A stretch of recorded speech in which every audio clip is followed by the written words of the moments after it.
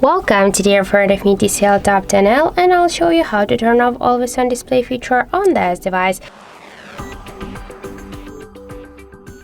So how we can do that? Let's just first unlock the device, and now we should open one more time. We should open Muviz Edge application, and to do that, to turn off always on display features, switch IOD to the settings section and click to the always on display. Now just to turn off this feature, we should click here only once on the switcher, and now all of the options they are blocked. And let's lock the device, and now we can see that the always on display feature successfully turned off. So that's it. Thank you for watching, and if you find this video helpful, don't forget to leave a like, comment and to subscribe our channel.